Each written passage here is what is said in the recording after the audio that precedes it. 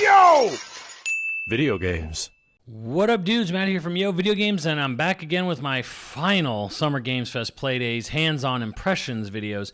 And I've been saving this one, and I guess I'll just kind of roll them both together for the last, because these were games that I don't think were necessarily bad, but they were games that I didn't walk away super thrilled with either, and I kind of want to just take some time to sort of explain it, and I'm going to focus mostly on Wuchang here because Shadow Labyrinth is I don't have a lot to say there, but I'll get to it. But yeah, I played Wuchang Fallen Feathers, which is a big game coming out next month. It's going to be on Game Pass. 505 Games is publishing it. Lenji, if I'm pronouncing that right, is the developer for it, and here we are, another Souls-like game. First of all, like any time you walked around the show floor at Playdays and you saw this game, you could tell right away, like, wow, this is a really good-looking game. I just really want to like state that at the beginning, like this is a very good-looking game. Like it is a head-turner, good-looking game. It's a Souls-like, and it is set in a dark fantasy. I don't know what era, but like ancient Chinese folklore setting for Wuchang. And one thing it shares a little bit in common with Liza P, not so much Souls games, is that it has a main character, which is I do not remember the character's name, but you play as this sort of I guess you could say like undead or resurrected woman character who has like her own story and plot line. So that's actually kind of a positive in my book, because I kind of feel like most of the Souls games, being the sort of like blank state avatar character, you kind of miss a little bit of like character agency or urgency with the games. That's something Liza P had, so that's something that Wuchang is definitely going to have. So points in its favor where it's due. It looks great.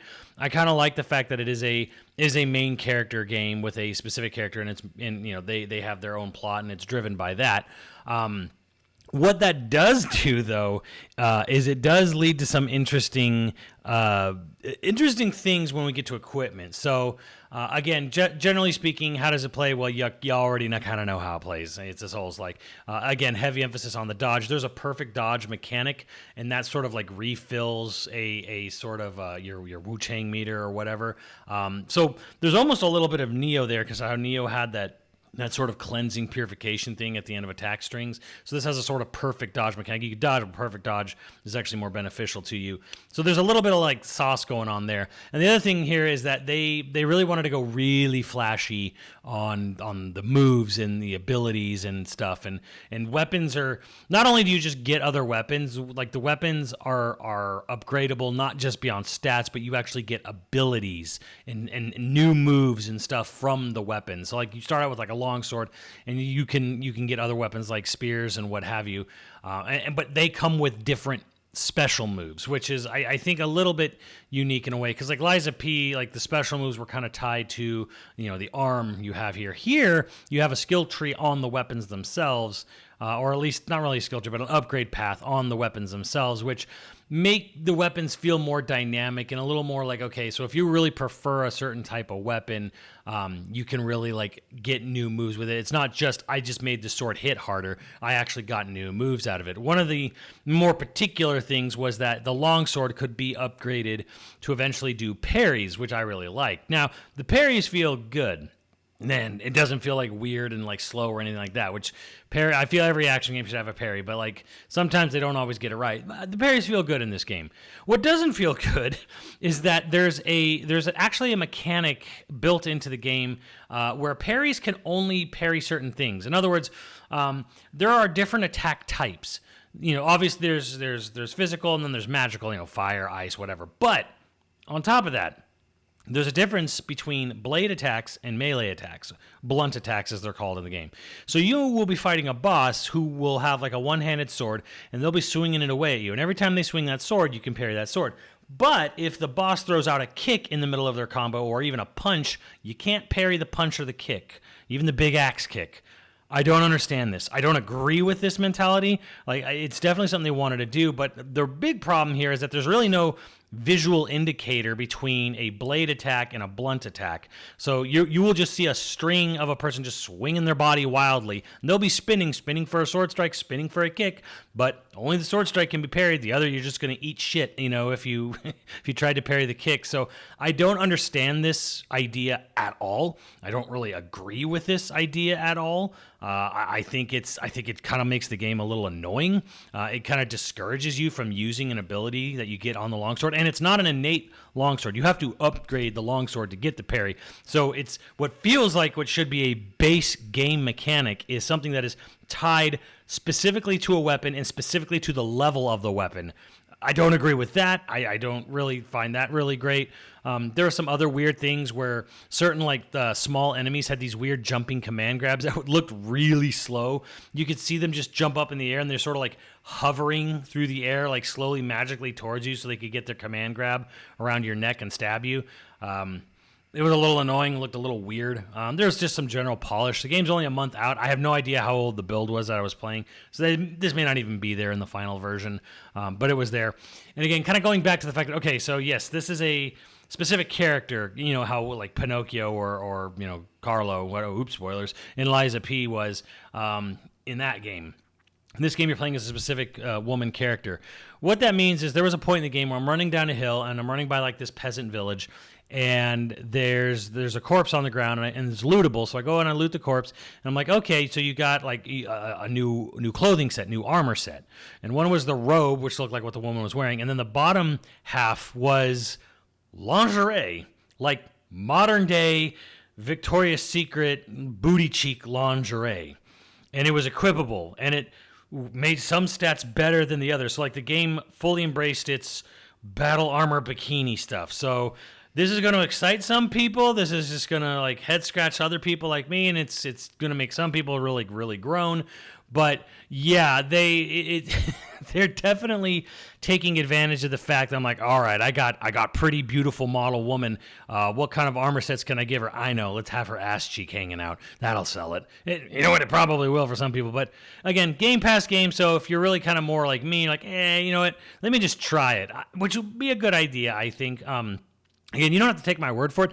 People were enjoying this game. This game was getting generally good critical acclaim. And again, I don't want to make it seem like every armor set you get in the game was battle armor bikini, because I was running around a very traditional armor set and it was very good. It wasn't like they were trying to skew it towards one way or the other. It was just there. But yeah, people were enjoying the game. They were enjoying the difficulty. It uses all the same Souls mechanics, with the bosses, the checkpoints, the bonfire mechanics, and stuff like that.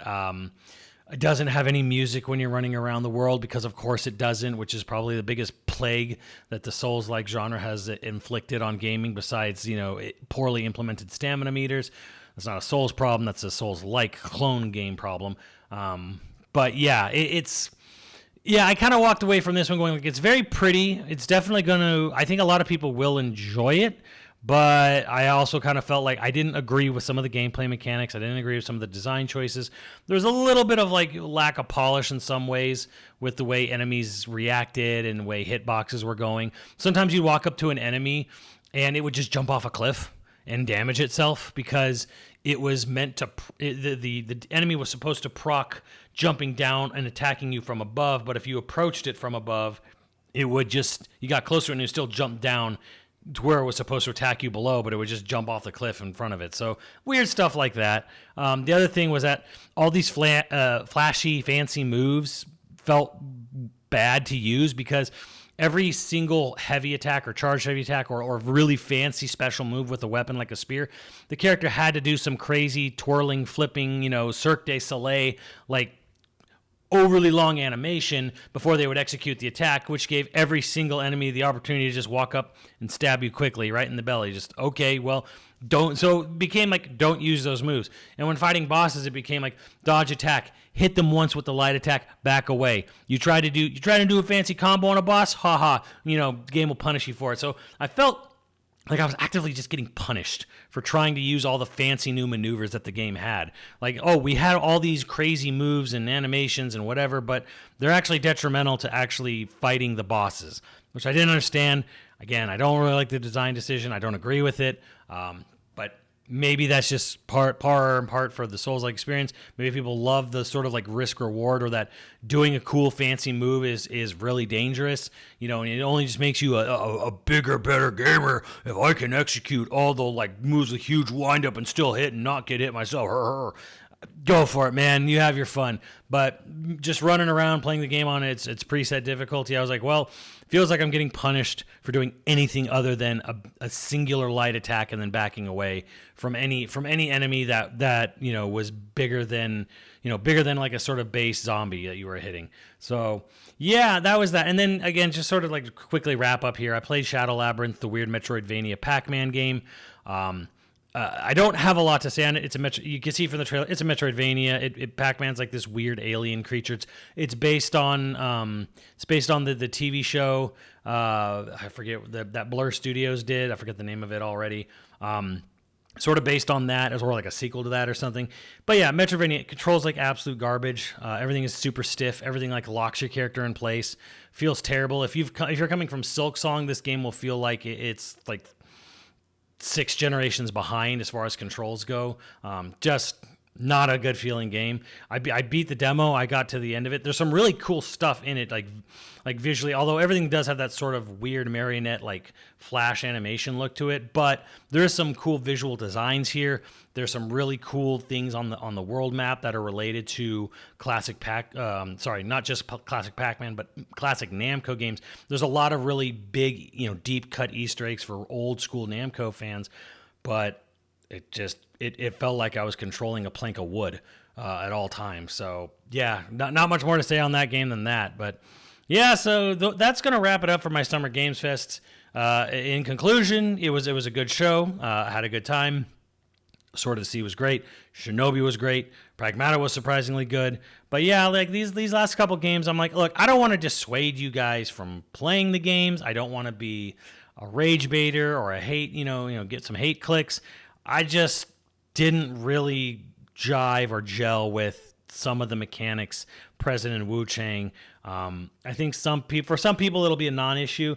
I think Shadow Labyrinth, that might be a harder sell because the controls in a world where games like Silksong exist, and Ori exists. Yeah, I don't know, man. It's going to be tough, I think, for any Metroidvania fan to play that game and feel like, oh yeah, this feels fine.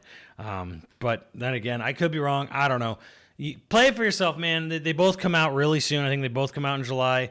But that's how I felt about Wuchang. Let me know what you guys think. And I will see you on the channel later, dudes.